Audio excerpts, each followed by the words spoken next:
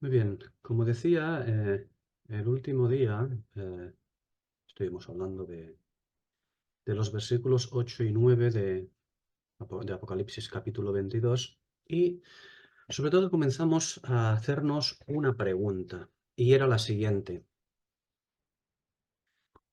¿cuál es la lengua de los ángeles? ¿Qué lenguaje hablan los ángeles? Decía esto porque quería que viésemos a raíz de estos versículos 8 y 9 del capítulo 22.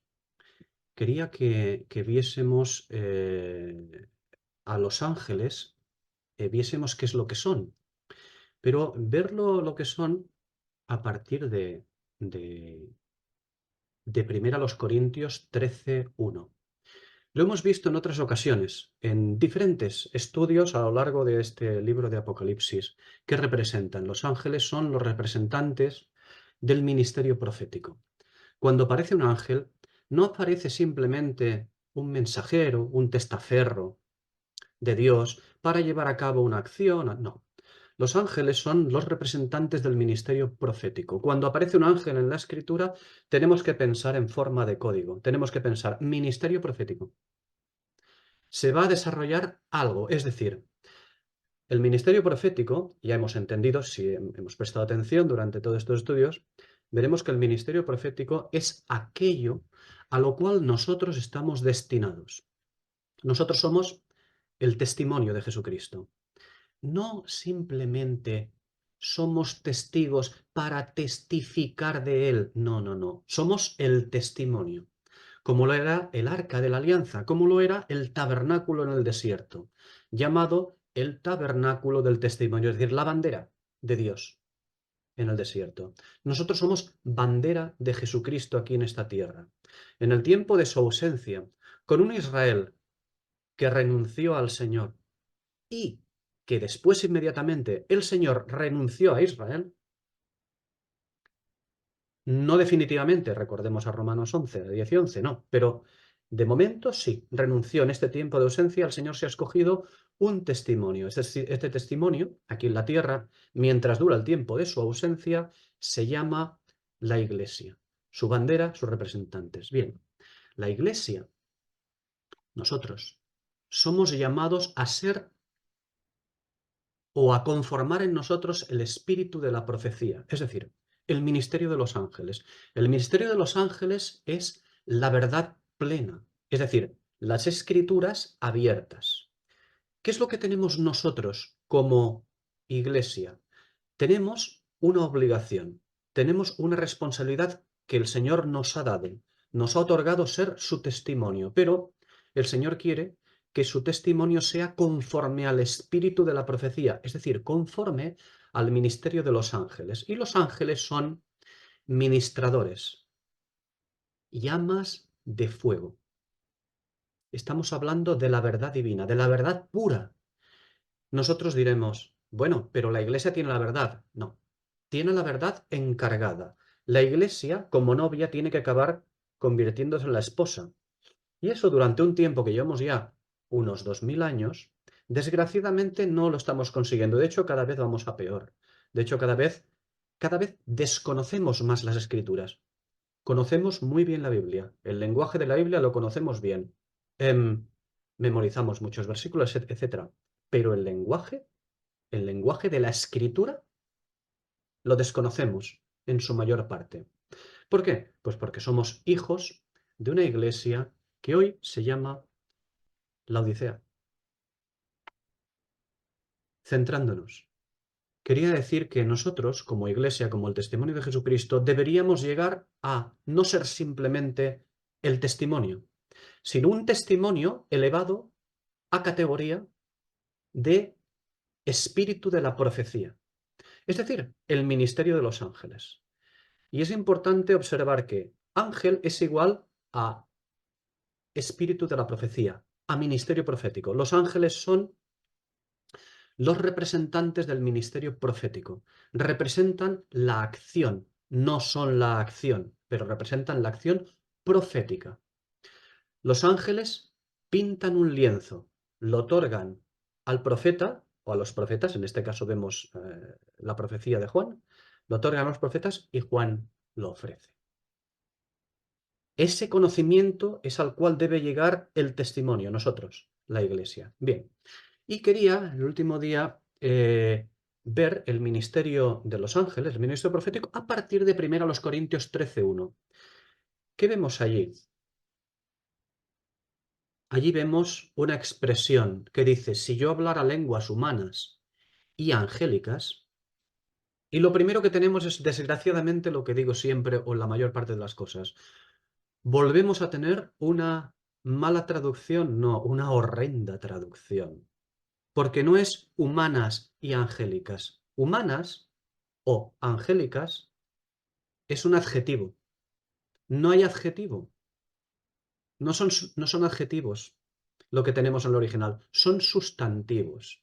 Por lo tanto, debemos de traducir, si yo hablase las lenguas de los hombres y de los ángeles, alguien dirá, es lo mismo. No, no es lo mismo ni de lejos. Hay quien, dejándolo en la ambigüedad que le parece dejarlo bien, un traductor, o la mayor parte de los traductores, hacen lo que quieren hacer, o más bien, aun sin saberlo, hacen lo que quieren que la Odisea haga. Y decía que las licencias que se toman los traductores lo hacen, como dicen ellos, para aclarar el significado, ¿eh? Pero para aclarar el significado, esas licencias que se toman, eso deberían hacerlo pues con una novela o con un manual de traducción de alguna cosa. Pero esto, como decíamos el último día, ojo, esto es la escritura. Nada de licencias para aclarar el texto según la doctrina de los traductores. Que nos hemos creído que nuestro supremo conocimiento de griego nos capacita para ser intérpretes del espíritu. Como yo he ido a la universidad o al instituto o a X, a donde sea, y he aprendido griego, automáticamente he recibido el don del espíritu, ¿no? Pues no, pues no. En definitiva, el traductor, como hemos dicho otras veces, debe limitarse a traducir, no a interpretar. Porque al ver este tipo de traducciones no podemos más que pensar, pues evidentemente, que existen condicionantes ideológicos o doctrinales, ¿no? Naturalmente que sí. En fin, como decía, al final resulta que el academismo es un fin en sí mismo. Y desgraciadamente algo que debería de servir a los hermanos, a todos los hermanos y al Señor.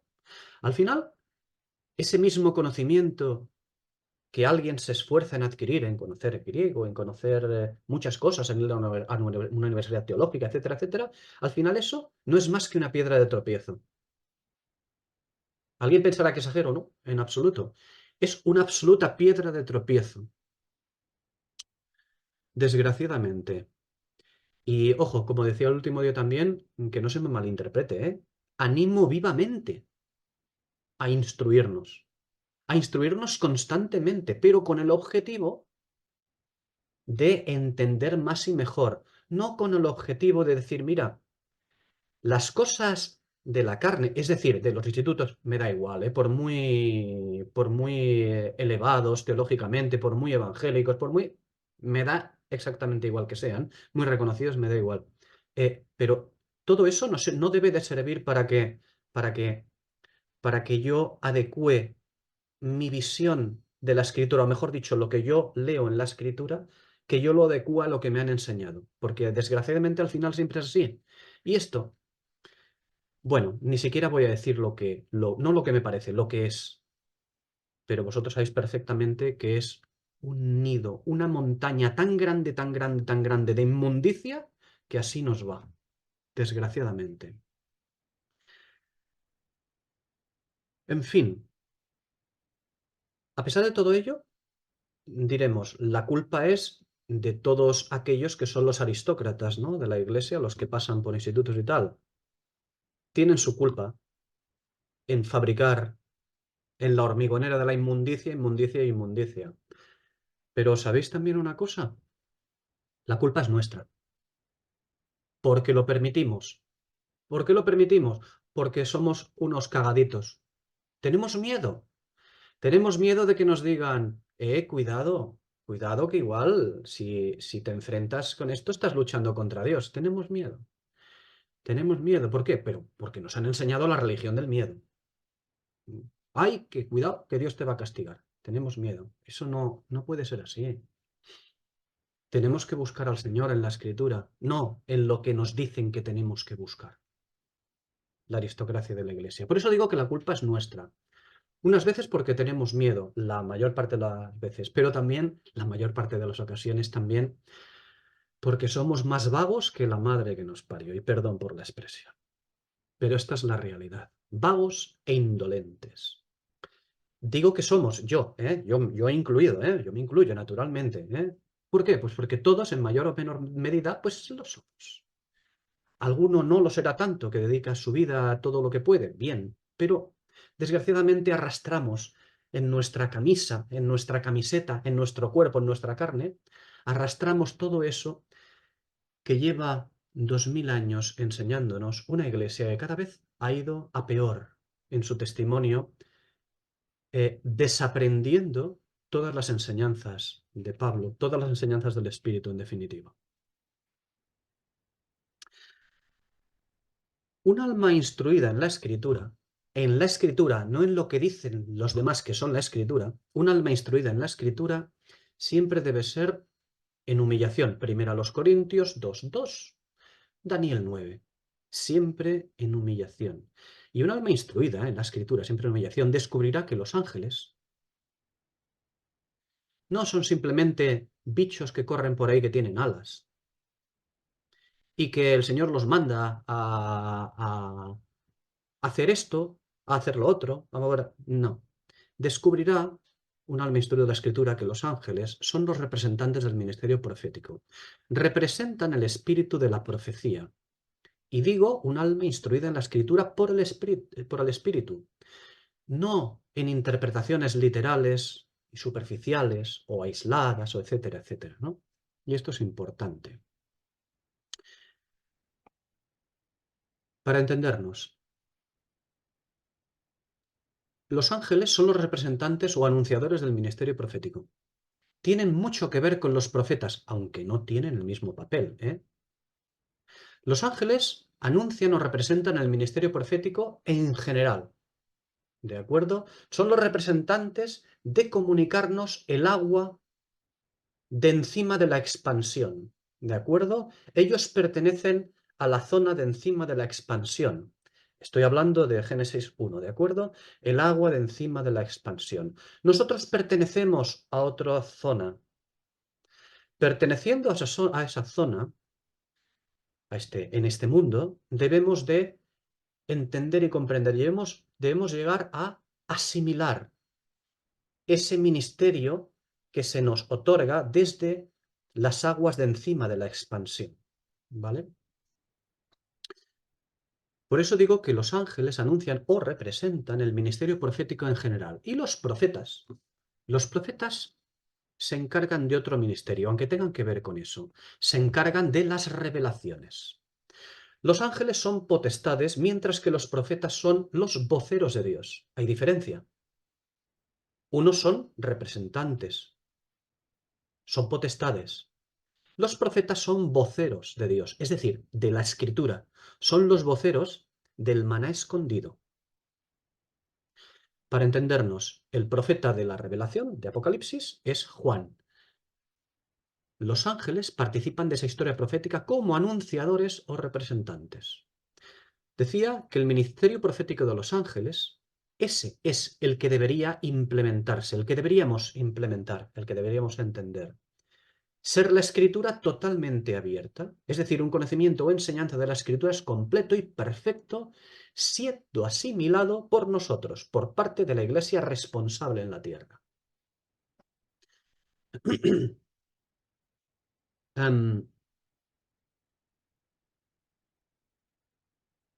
Una vez visto esto, decíamos la pregunta, ¿no? Volvemos.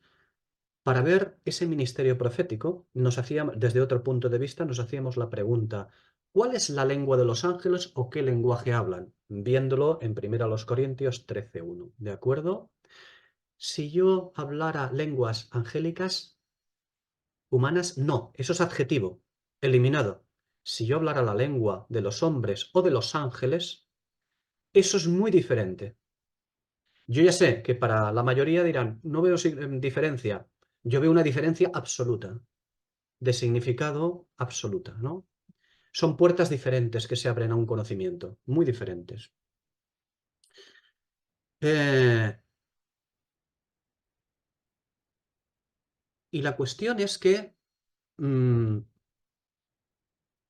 siguiendo esa línea, si yo hablara la lengua, dice Pablo, la lengua de los hombres y de los ángeles, ¿qué significa? Ahora lo veremos. Porque además tenemos un evento importante en la expresión, en aquella, ¿recordáis la expresión Apocalipsis 19:10? El testimonio de Jesús es el espíritu de la profecía. Bien, ahora, en Apocalipsis 22:8-9, volvemos a tener algo parecido.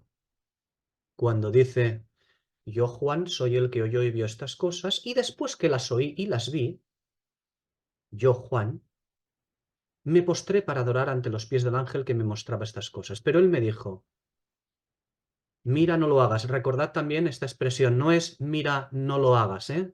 Esto es un añadido, es mira, no. Esta es la expresión. No, la traducción no es mira, no lo hagas, no. El original dice mira, no. Porque yo soy consiervo tuyo de tus hermanos los profetas y de los que guardan las palabras de este libro. ¿Habéis visto? Yo soy consiervo tuyo y de tus hermanos los profetas. Es decir, el testimonio de Jesús es el espíritu de la profecía. El ángel le dice, mira, no. Insisto, 3 capítulos más tarde, Juan, insisto, el testimonio de Jesús es el espíritu de la profecía, o al menos debería de serlo. Por eso el ángel dice, mira, no, yo soy consiervo tuyo de tus hermanos los profetas y de los que guardan las palabras de este libro. Ojo, recordad, guardan, no es guardan de cumplir, es guardan de custodiar, custodiar, ¿no? Entender y custodiar, llegar a comprender. Decía que tenemos un evento importante en esta expresión. El testimonio de Jesús es el espíritu de la profecía. ¿Por qué? ¿Por qué digo que tenemos un evento importante en esta expresión? Pues porque el testimonio de Jesús es el espíritu de la profecía, es el nombre nuevo con el que el Señor debía de sellar las frentes de los vencedores de Filadelfia. Apocalipsis capítulo 3, ¿recordáis?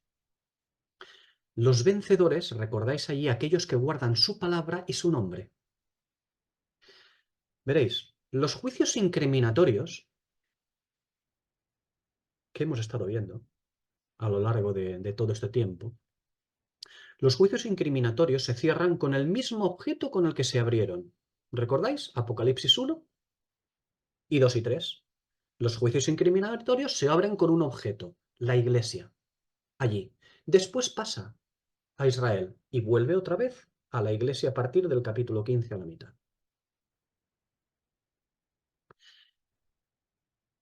Y a esta iglesia la vemos dividida en dos.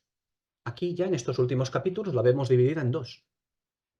Por un lado, la vomitada y por el otro, la vencedora. Por un lado queda la iglesia y por el otro lado queda la esposa, el cuerpo de Cristo. A la primera, a la vomitada, ya la hemos tratado ampliamente. La vencedora, de la que nos estamos ocupando sobre todo ahora, la vencedora es la esposa, la que va a gozar de toda la gloria del esposo. Y ahora, digo ahora, cuando nos encontramos en el capítulo 22 ya, ahora dispone del nombre nuevo del Señor sobre ella, aquel nombre nuevo del cual el Señor le habla en Apocalipsis 3:12.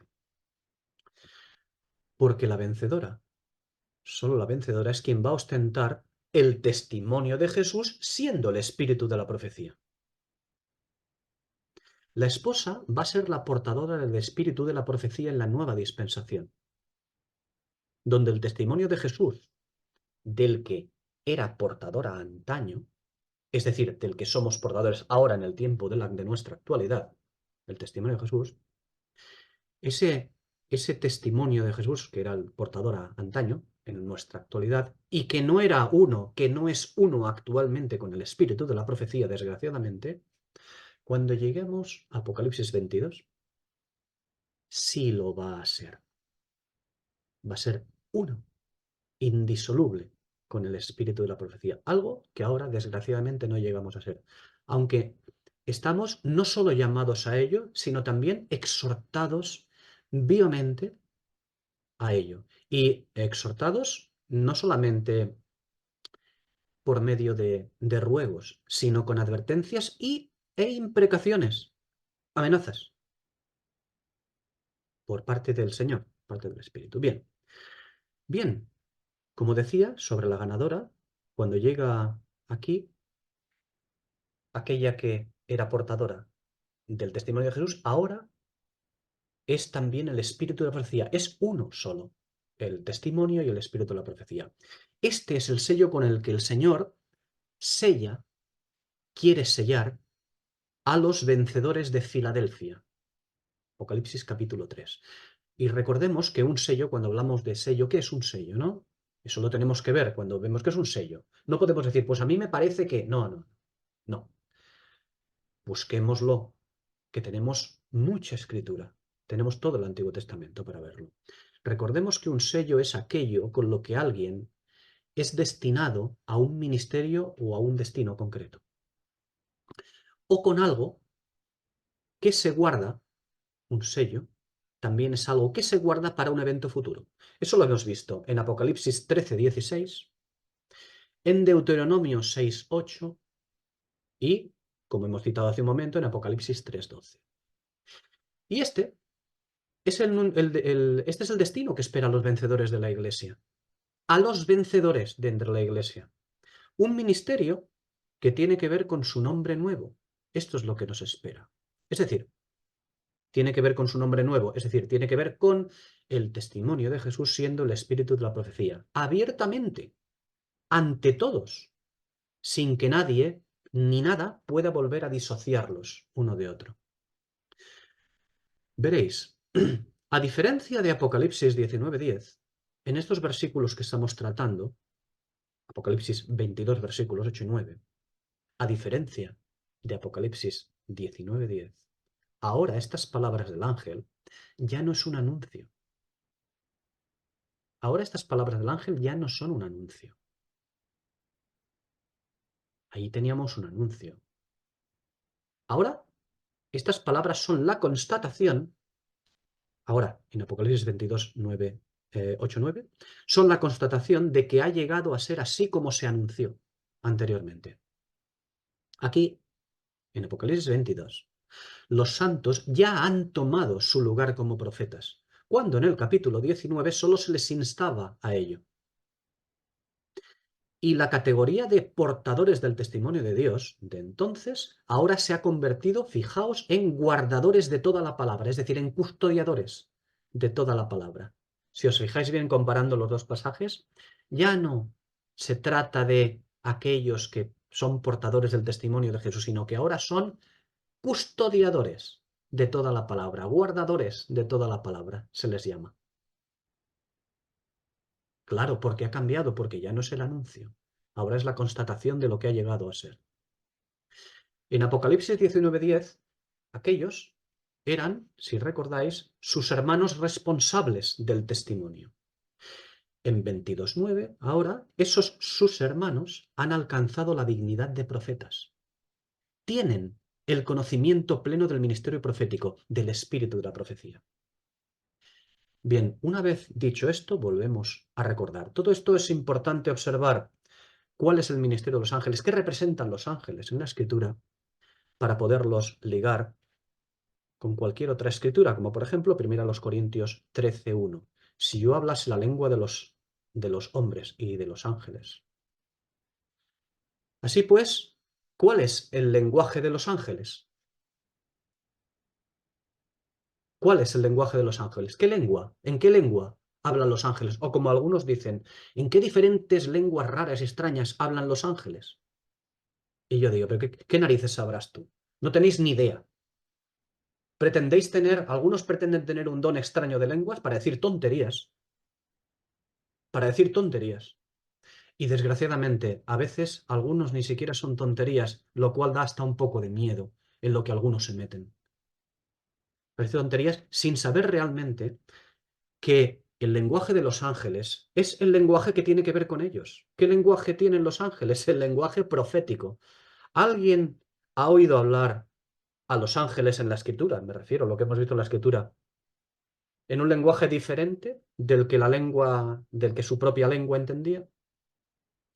El lenguaje de los ángeles es el lenguaje profético. Ellos hablan en profético.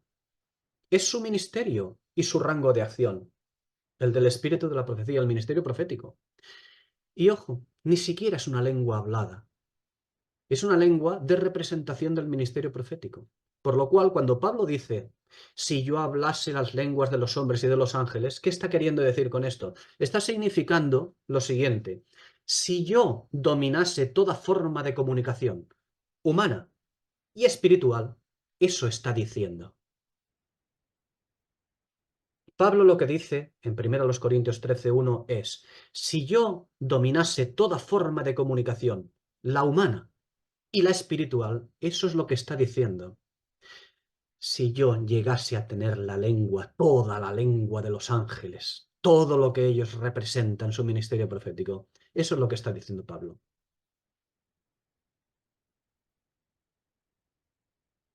¿De acuerdo? Pablo habla lenguaje humano y lenguaje espiritual. No simplemente lenguas diferentes, idiomas diferentes, no. El lenguaje humano y el lenguaje espiritual, que es el de los ángeles, conforme a toda la verdad de Dios. Eso es de lo que se trata.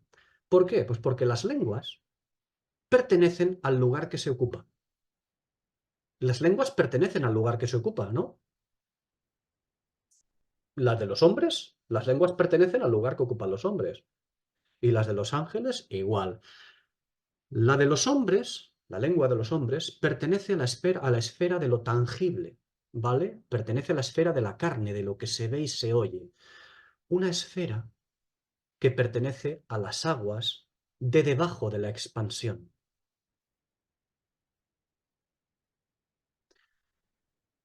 El lenguaje de los ángeles, la de los ángeles, pertenece a la esfera de lo espiritual, de lo celeste, de lo que no se ve ni se oye. Una esfera que pertenece a las aguas de encima de la expansión. Allí pertenece esa lengua. Quiero recordar que Génesis 1, al cual nos estamos refiriendo una vez más, no es un simple relato. Cuando vemos comentarios, estudios sobre Génesis 1, vemos relatos. ¿Alguna vez a alguien se le ocurre decir, qué bueno es el Señor que mira, ha creado, lo ha creado todo, ay, qué bien, qué alegría, ¿verdad? Sí. Pues, desgraciadamente, vaya interpretaciones, ¿verdad? No. Génesis 1 es muy importante para descubrir los principios fundamentales. ¿Recordáis? Segunda de Pedro 3, los estoiqueia, los principios fundamentales, los principios elementales. De ahí aquellos estoiquea. Génesis 1 es muy importante para descubrir esto y no solamente descubrir esos principios, sino también cómo actúan en las aguas de la creación las tinieblas y el espíritu. Porque a partir de esa actuación en las aguas de las tinieblas y el espíritu, se establece la separación entre lo terrenal y lo espiritual. Donde las aguas en general, siempre tienen que ver con enseñanza, con influencia, con potestades, donde el ministerio de los ángeles es siempre precursor del ministerio de los profetas, como vimos en Daniel 9. Es el precursor. Los ángeles, el ministerio de los ángeles no es el ministerio de los profetas. ¿De acuerdo? Es el precursor del ministerio de los profetas. Los ángeles son los mensajeros o representantes proféticos y su lenguaje, es decir, su forma de comunicación, tiene que ver con su ministerio. Y aparecen siempre allí donde se hace necesario el ministerio profético de los planes de Dios. Siempre que aparecen, como decía al principio, hay ministerio profético. La escritura es profecía, toda la escritura es profecía. Las comunicaciones de Dios para con el hombre son profecía, y Él envía pues a sus comunicadores.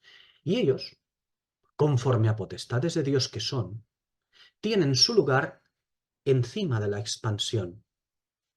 Tienen su lugar con el agua de encima de la expansión. Por lo tanto, su ministerio tiene que ver con esa agua. El agua profética, el agua de la verdad de Dios, el agua de la enseñanza pura y perfecta divina. Así pues, ya basta de querer ver en los ángeles, pues, por ejemplo, una suerte de protectores, como el angelito de la guarda, o ejecutores, ¿eh? Siempre, pues, por pasajes superficialmente interpretados, pues como el Salmo 91:11, o como Mateo 4:6, o el Salmo 103:20, Mateo 13:41, o, como no hace mucho hemos tratado, Apocalipsis 21:21. ¿Qué son los ángeles? Los ángeles son lo que dice Hebreos 1:7, que hemos citado antes. Hace a sus ángeles espíritus y a sus ministros llamas de fuego. Llama de fuego hace a sus ministros. Llama de fuego. ¿Qué es la llama de fuego? El Espíritu de Dios en comunicación. Pentecostés, la zarza. Eso es. Llama de fuego. Representantes del ministerio profético, los mensajeros de Dios, de su verdad, de su profecía. Bien, el ojo espiritual, el ojo, el espiritual, ese del que nos habla Mateo 6 en los versículos 22-23, que es el que debemos tener, el ojo espiritual, ese verá en Hebreos 1:7 que acabamos de citar, la expresión espíritus y la expresión llama de fuego. Y eso es lo que verá, ¿eh? Verá y detectará estas palabras, detectará las palabras espíritus y llama de fuego. Y esto inmediatamente le recordará, si tiene el ojo espiritual, esta expresión le recordará inmediatamente a Hechos 2, como he citado hace un momento, Hechos 2, versículos 2-4. Sí, el ministerio de los ángeles también tiene que ver evidentemente con la efusión del Espíritu Santo a la Iglesia en Pentecostés. Porque la efusión del Espíritu Santo a la Iglesia no es meramente la constitución de la Iglesia. Mira, ha bajado el Espíritu y ha formado la Iglesia, ya está. No es meramente eso. Lo es, claro, por supuesto, pero no es meramente eso. No es meramente la constitución de la Iglesia o la posesión de ella por parte de Dios, poniendo el Espíritu en ella, sino que allí, esa efusión del Espíritu Santo a la Iglesia en general, se constituye, esa Iglesia se constituye a partir de un ministerio profético. Porque lo que hace el Espíritu Santo en Pentecostés es capacitar para su desarrollo profético, capacita para su desarrollo profético a una que no estaba prevista. No, no estaba prevista. Olvidémonos de todas las cartas. Olvidémonos del Apocalipsis. Olvidémonos de todo y centrémonos en todos los escritos del Antiguo Testamento, incluso en los Evangelios. Y ni siquiera seremos capaces de detectar a una iglesia, ojo, que no fuera judía en los Evangelios, ¿eh? Nada más. Y judaizante, ¿eh? No seríamos capaces de detectar ese misterio definitivo, el de la iglesia gentil. Por eso digo que lo que hace el Espíritu Santo en Pentecostés es capacitar para su desarrollo profético en la historia del mundo entre los hombres, debajo del sol, a una que no estaba prevista, que no estaba profetizada su aparición, porque no estaba profetizada su aparición.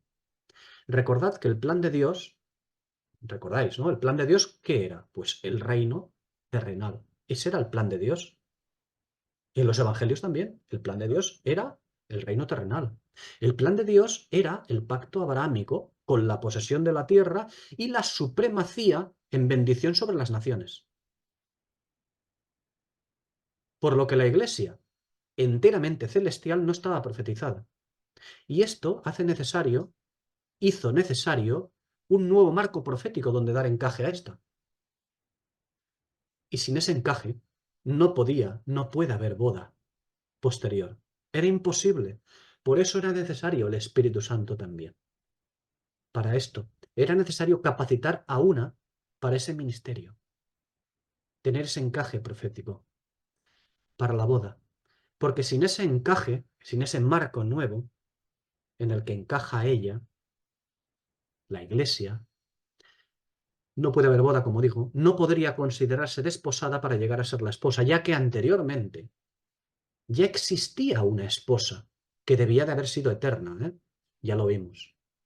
La esposa que existía antes, la que debía haber sido la esposa, mejor dicho, debía de haber sido eterna, hasta que hubo el divorcio a causa del adulterio. Isaías 54, versículos 5 y 6. Porque tu marido es tu hacedor, Jehová de los ejércitos es su nombre, y tu Redentor, el Santo de Israel, Dios de toda la tierra será llamado. Porque como mujer abandonada y triste de espíritu te llamó Jehová, y la esposa de la juventud puede ser repudiada, dice tu Dios. Ahora Jeremías 3:20. Pero como la esposa infiel abandona a su compañero, así fuisteis desleales contra mí, oh casa de Israel, dice Jehová. La ley proveía un marco, ¿recordáis qué tipo de marco proveía? De condicionalidad. Deuteronomio capítulo 11, versículos 27 y 28. El marco que proveía la ley para Israel era de condicionalidad. Esa que debía haber sido la esposa en bendición, en supremacía y bendición sobre las naciones, para ser luz y sanidad a las naciones, a la vez que justicia y aplicación de justicia, esa ya no sería. ¿Por qué? Porque el marco de la ley mosaica que les proveía esto era condicional. El incumplimiento de este marco, de esta ley, dio a luz el divorcio. Mateo capítulo 5, versículos 31-32. Creíamos que Mateo 5, versículos 31 y 32, o incluso Mateo 19, si recordáis haber leído estos pasajes, creíamos que estos pasajes son o eran meras instrucciones morales para nuestro propio matrimonio de hombre y mujer, o para el buen funcionamiento de la congregación cristiana. Hay todo un lenguaje profético escondido ahí, esperando ser entresacado por nosotros. Y el Espíritu, y sobre todo los ángeles, esperan con anhelo que eso sea así. Pues bueno, como digo, no. Estos pasajes de Mateo 5, versículos 30-32 o Mateo 19, no son meras instrucciones morales para nuestro matrimonio o el buen funcionamiento de la congregación, no. Estos versículos que tratamos, estos pasajes, también tienen una fuerte carga profética. De hecho, si prestamos atención al pasaje, si prestamos atención, ¿no os parece extraño que el Señor introduzca en medio de un contexto del reino, porque es un contexto del reino, todo ese que él trata, en Mateo 5, Mateo 19, el contexto del reino? ¿No os parece extraño que el Señor introduzca en medio de ese contexto del reino la cuestión del divorcio por causa del adulterio? Es como algo que se ha metido ahí con calzador. No es el discurso del Espíritu. El discurso del Espíritu es el reino y el establecimiento del reino. Pues preguntémonos, ¿por qué el Espíritu ha introducido así de esa manera la cuestión del divorcio por causa del adulterio en el contexto del reino que está tratando allí, en estos pasajes? Por lo tanto, volvemos a preguntarnos, ¿quién nos parece que va a ser la repudiada? Pues la esposa de su juventud de Isaías 54. La montaña y la higuera de Mateo 21. Esa es la que va a ser la repudiada. Israel, ya lo hemos visto anteriormente, ya no será la esposa. Será otra cosa, ¿eh? No, no es que no será nada, ya lo hemos visto. Sí será algo muy importante, pero no será la esposa, será otra cosa. Seguirá heredando su posesión, pero no en calidad de esposa, no en calidad de aquella que debía haber sido escogida para ser modelo, luz y sanidad a las naciones, siempre en cumplimiento de la ley mosaica, como nos dice Éxodo, capítulo 19, versículos 5 y 6, y Deuteronomio 4, versículos 5 a 8. Ya no será una esposa de esta manera. Tendrá posesión, sí, una posesión terrenal, pero no será aquella que va a ser modelo, luz y sanidad a las naciones. Debía haberlo sido porque estaba profetizado así, pero de manera condicional. La condición se incumplió, ella perdió, esa posición la perdió. ¿Por qué? Pues porque esas promesas que se ofrecían en Éxodo 19 y Deuteronomio 4, eran promesas ligadas al cumplimiento del pacto mosaico entonces. Esa dignidad que debían de haber ostentado eternamente Israel, no lo va a ostentar ella. Esa dignidad será ostentada por una esposa gentil, la esposa del rechazado. Sí, la que vimos en Apocalipsis 21, esa. Bien, continúo. Decía que la efusión del Espíritu Santo de Hechos capítulo 2 tiene mucho que ver con el ministerio de los ángeles que vemos en Hebreos 1:7. Y eso es porque es el mismo ministerio, exactamente el mismo, el del espíritu de la profecía. Las líneas maestras de la escritura, anteriormente, estaban convenientemente establecidas por la profecía. Únicamente faltaba establecer aquello que no estaba profetizado. ¿Y qué es lo que no estaba profetizado? La iglesia. La iglesia no estaba profetizada. Y para ello, cuando llega Hechos 2, para ello es necesario ser introducida la historia profética del hombre bajo el sol. Para ello es necesario que ella, la iglesia, sea introducida a la historia profética por el espíritu de la profecía, el que la convierte en la desposada, el mismo que la convierte en la desposada, durante todo este tiempo hasta que llegue a ser la esposa. Sin esta introducción por parte del espíritu, sin esta introducción o encaje, en la historia profética no es posible que se lleven a cabo operaciones espirituales en los lugares celestes, pues no existiría representación profética conforme a la carta a los Efesios, capítulo 1, versículos 3 y 4, capítulo 2, versículos 6 y 7, o capítulo 3, versículo 10. No existirían ángeles representantes de las iglesias de Apocalipsis 2 y 3. Sin la efusión del Espíritu Santo, sin la efusión y este barco de encaje del ministerio profético de Hechos 2, digo que no existirían ángeles representantes de las iglesias de Apocalipsis 2 y 3. Es decir, no se manifestaría esta iglesia en los lugares celestes la representación espiritual de la acción del candelero en la tierra. Lo que vemos, Mateo 16, 19 y 18, 18. Es aquello que recordáis esa expresión que citamos, Mateo 16, 19 y Mateo 18, 18.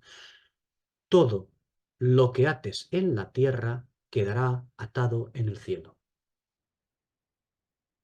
Esa es la cuestión. Por eso hay representantes místicos.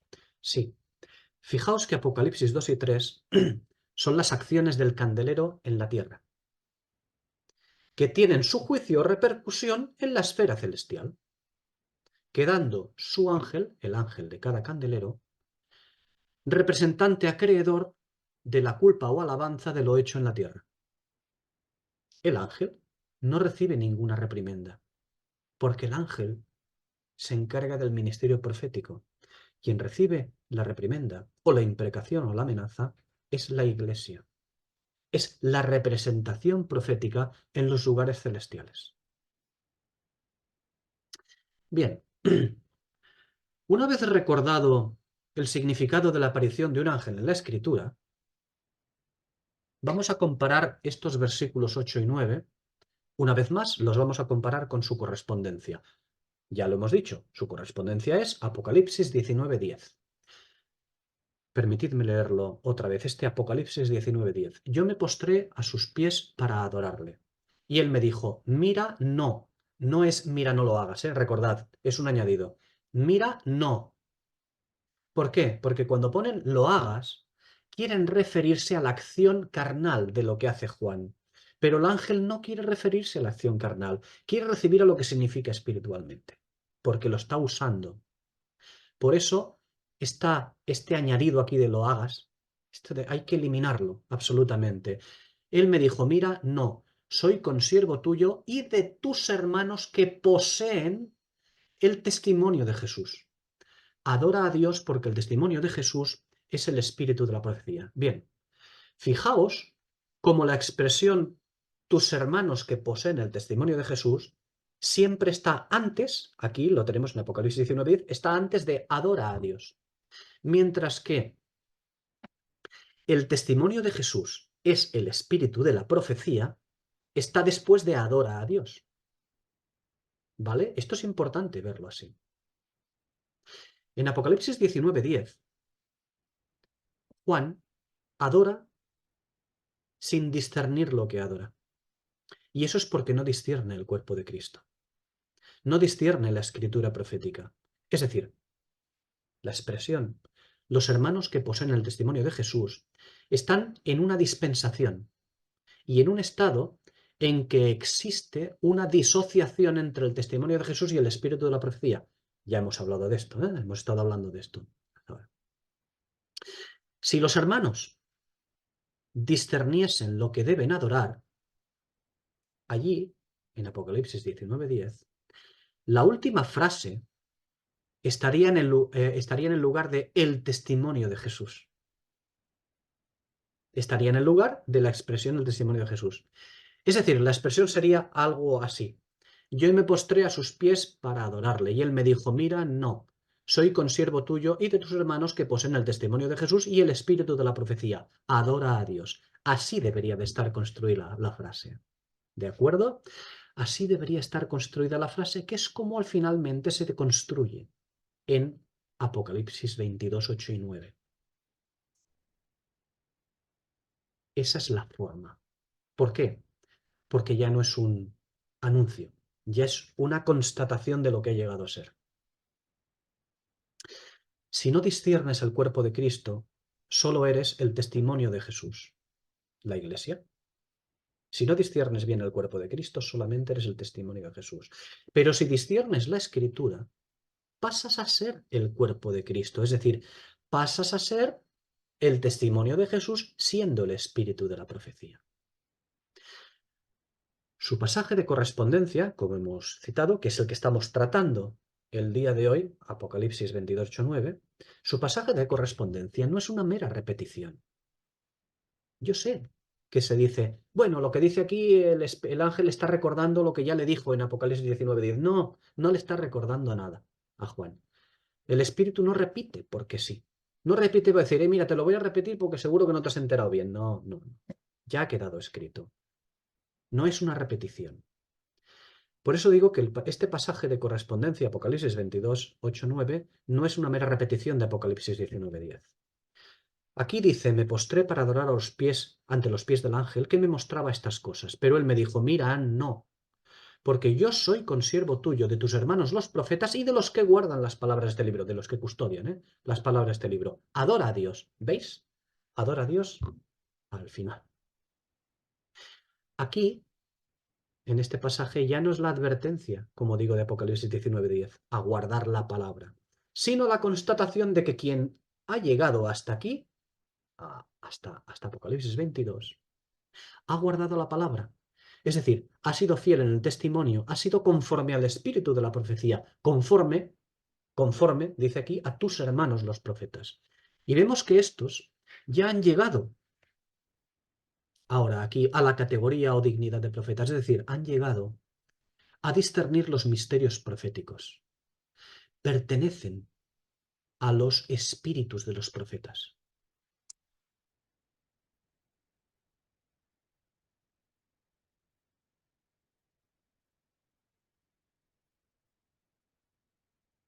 Disculpadme un segundo.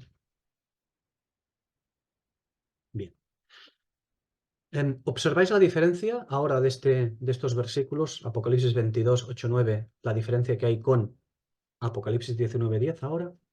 Ya no es necesario decir que el testimonio de Jesús es el espíritu de la profecía, porque ahora sí que lo es cuando llegamos aquí. Ahora, sus hermanos son elevados a la dignidad de profetas. Guardar, custodiar las palabras de este libro es discernirlo, no cumplirlas. No ser bueno y cumplirlas, no. Guardar las palabras de este libro es discernirlos, discernir el libro. Es elevar el testimonio de Jesús en la tierra al nivel del espíritu de profecía divino. Es hacer de ambos uno solo. Esto es segunda a los Corintios 11:2, donde dice, os he desposado con un solo esposo, pero no dice, os he desposado con un solo esposo. Continúa hablando Pablo diciendo, para, para algo, para presentaros como una virgen pura a Cristo, no como una que dice, bueno, ya he aprendido algunas cosas, ya tampoco, ya aprenderé lo que me falta allí. No. Para ocuparse, ha desposado a una para que ésta se ocupe en el tiempo de la ausencia de Cristo de todo lo que atañe a Cristo. Y Cristo es la misma escritura. ¿De acuerdo? Llegar a ser una virgen pura, pura, es decir, plena y perfecta.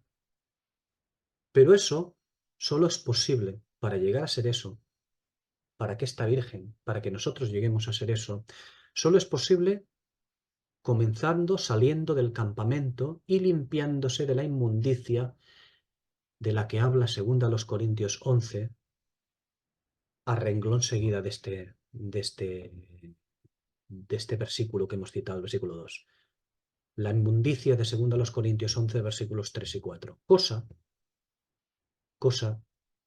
que los santos de estos versículos 8 y 9 a donde hemos llegado han hecho.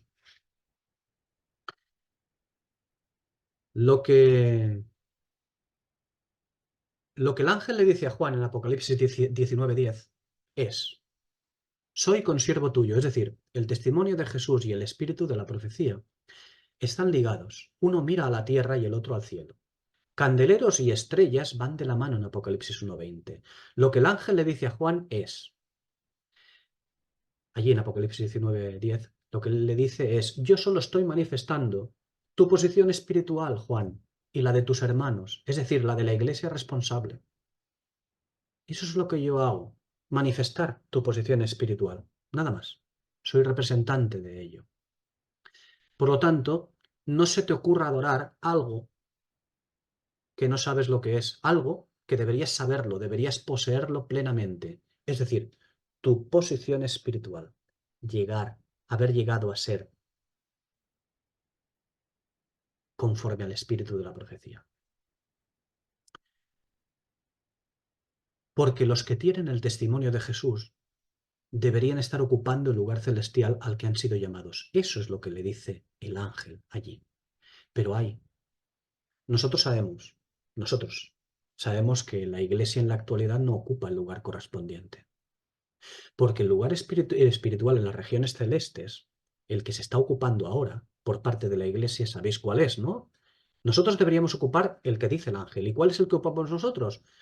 Pues el que ocupamos nosotros dice, oye ángel, tengo contra ti. Ese es el lugar que ocupamos. Oye ángel, tengo contra ti. Mal lugar estamos ocupando. No es conforme al espíritu de la profecía. Es conforme a algo malo. Pero al llegar a Apocalipsis 22, 8, 9, los hermanos, sí, ya han llegado a ocupar el lugar conforme al espíritu de la profecía, conforme al plan de Dios para nosotros en los versículos siguientes, en los que vamos a ver ahora. Efesios 1, versículos 3, 4, Efesios 2, 6, 7 y Efesios 3, 10, algo que ya hemos citado antes, ¿de acuerdo? Ese es el plan de Dios para con nosotros. Nos bendijo con toda bendición espiritual en los lugares celestiales en Cristo, para que fuésemos santos y sin mancha delante de Él. Ya. nos hizo sentar en los lugares celestiales con Cristo Jesús para mostrar en los siglos venideros, ¿eh? Nos hizo sentar con Él para mostrar en los siglos venideros, porque debemos demostrar algo en los siglos venideros. En el próximo, en la próxima dispensación, en el milenio, nosotros seremos responsables de mostrar algo en los siglos venideros. Seremos responsables de mostrar conforme al espíritu de la profecía, siendo uno con Él.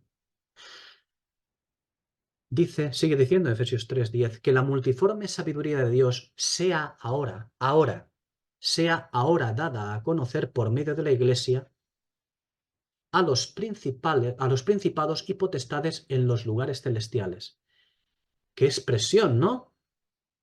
Que la multiforme sabiduría de Dios sea ahora, en nuestro tiempo presente, ahora. Que la multiforme sabiduría de Dios sea ahora dada a conocer por medio de la Iglesia a los principados y potestades en los lugares celestiales. Así pues, conforme estos pasajes, Efesios 1, Efesios 2, Efesios 3. Primero, Efesios 1, versículos 3 y 4, primero nos entrega la bendición de los lugares celestiales con el propósito de llegar a ser una virgen pura que se prepare para ser la esposa. Repito, primero, Efesios 1, nos entrega la bendición de los lugares celestiales con ese propósito, con el propósito de que lleguemos a ser una virgen pura, que se prepare para ser la esposa.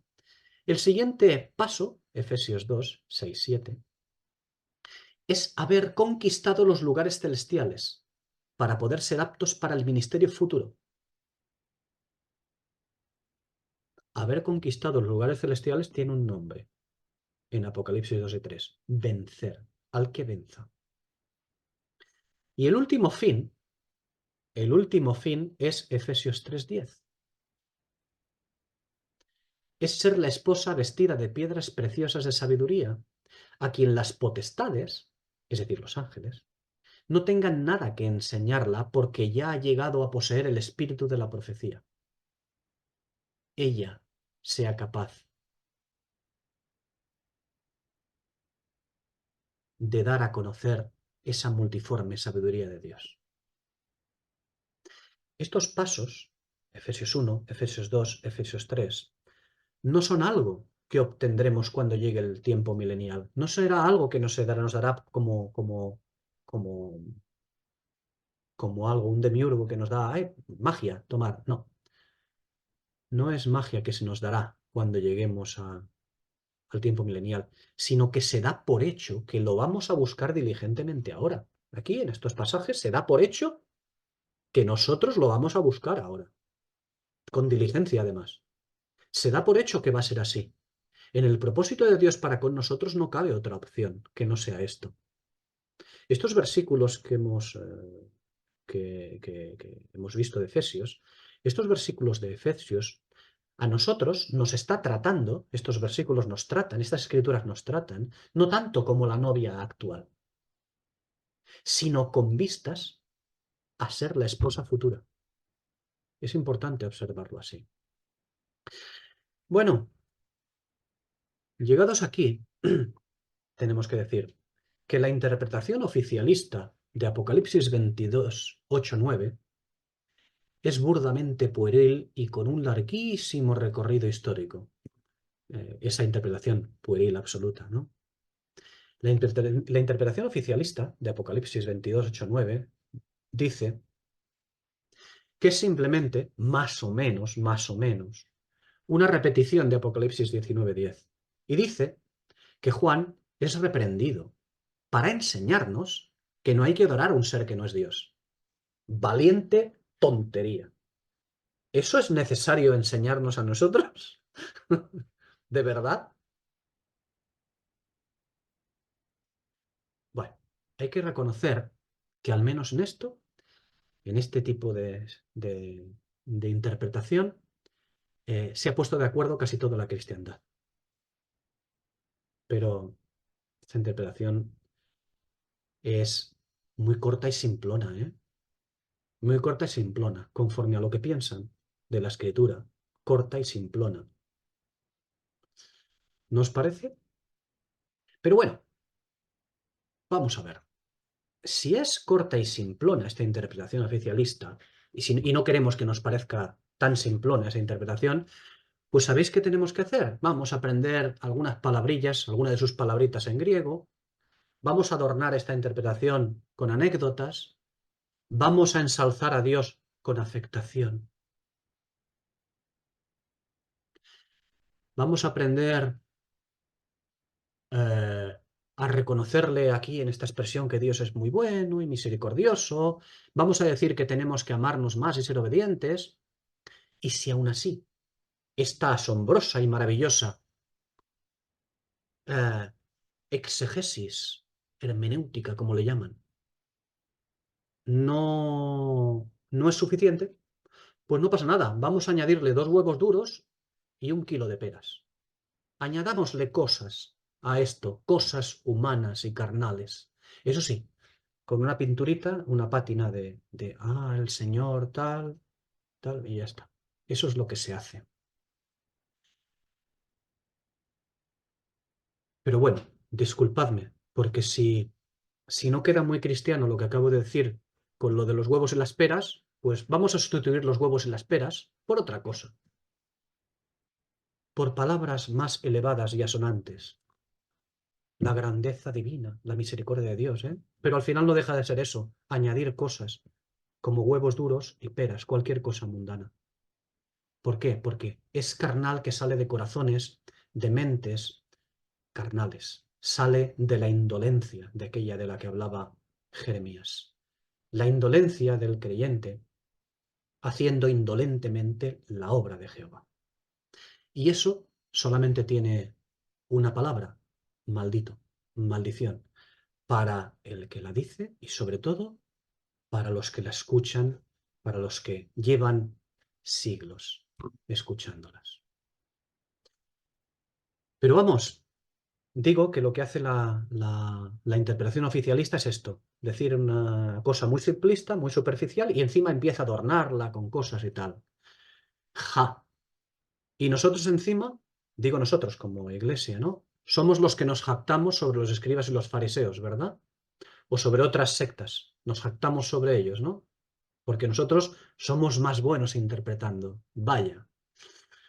Bueno, en fin, como decía de esta interpretación oficialista, es una interpretación muy superficial, como todo en la Odisea, ¿eh? Así que da igual. Dará igual la dura lucha que sostiene Pablo por la Odisea. ¿Recordáis? Colosenses 2:1. No importa la dura lucha que sostenga Pablo por la Odisea.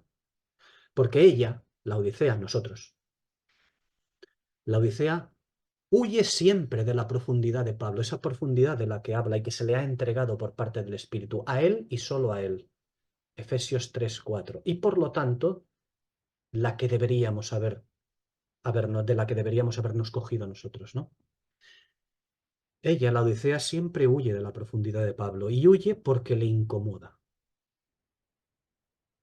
La superficialidad sabemos que siempre es más veloz y eficiente que la profundidad. La profundidad necesita mucho tiempo y esfuerzo. A veces necesita lágrimas, necesita mucho sudor, incluso a veces caer enfermo, como Daniel.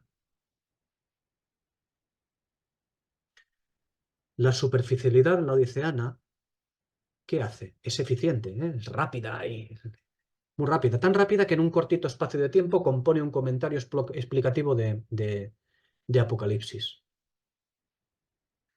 Es la superficialidad laodiceana la que osa elaborar doctrinas tales como aquella que dice algo así como Dios, hombre, Dios es un Dios de sencillez, ¿eh? No hay que buscarle 3 pies al gato. Le encanta a la Odisea este tipo de cosas. ¡Qué osadía! Porque pretendiendo justificar su indolencia, mi indolencia, pretendiendo la Odisea justificar su indolencia, desprecia a Dios y su conocimiento. Si yo pretendiendo justificar como creyente mi indolencia en la Escritura, hago estas cosas y extraigo ese tipo de expresiones y doctrinas, lo que hago es despreciar a Dios y su conocimiento. Y lo desprecio, claro que sí. Eso es lo que hago. Y no nos damos cuenta de que si hacemos esto, es muerte, muerte absoluta. Y dice, bueno, pero igual él se convirtió y tal, ¿y qué? ¿Y los que me oigan a mí qué? Así está esto, así está, así está como está, desgraciadamente, muerte, lanzando muerte por la boca. Eso sí, con apariencia ostras, pero son las palabras que pone la Biblia. Tampoco está tan mal esta explicación. Si no hay explicación profunda de lo que el conocimiento, de lo que el Espíritu quiere que tengamos nosotros conocimiento, vamos por un tan mal camino como la muerte en la Odiseana o la muerte de Tiatira. Y da igual que acabemos diciendo, es que el protestantismo, sola gracia, solo fe, solo la Escritura, solo Cristo, solo a Dios la gloria, bla, bla, bla, bla, bla, y tiene nombre de que vive, pero estando muerta.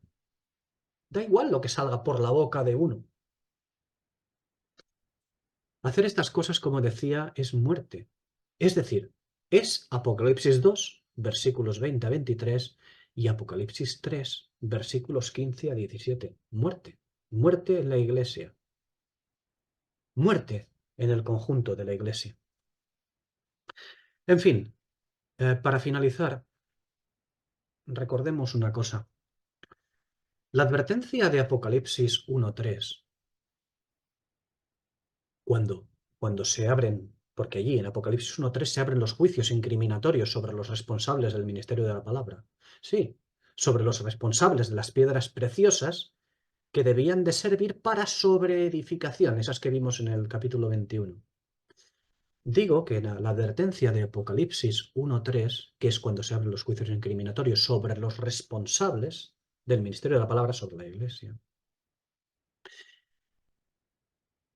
esa advertencia tiene un último requerimiento en Apocalipsis 19:10, que es cuando finalizan esos juicios.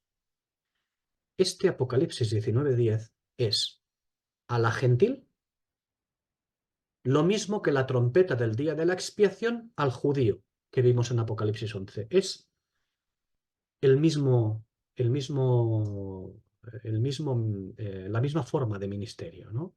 Es la última llamada. ¿Por qué? Pues porque en 22:8-9 nos muestra solo a los que han vencido, solo a los que han vencido, solo a los que han vencido, unos pocos. Remanente, porque remanente, recordémoslo, desgraciadamente es unos pocos. Nos gustaría que fuese más amplio, sí, pero ya lo vemos en la escritura, remanente es igual a unos pocos. Digo que Apocalipsis, estos versículos que hemos tratado, 22, Apocalipsis 22, 8, 9, nos muestra solo a los que han vencido, en los que el plan profético ha triunfado, y definitivamente el testimonio de Jesús concuerda con el espíritu de la profecía, solo en estos. Bien.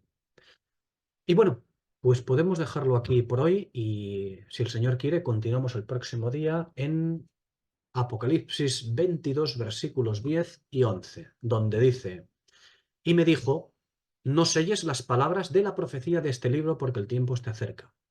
El que es injusto, sea injusto todavía. Y el que es inmundo, sea inmundo todavía. Y el que es justo, practique la justicia todavía. Y el que es santo, santifíquese todavía. He querido leer estos versículos porque están en total consonancia, bueno, como no, con todo lo que hemos hablado acerca de esto, de la inmundicia, del tratamiento que se da a la Escritura. El que es injusto, sea injusto todavía. El que es inmundo, sea inmundo todavía.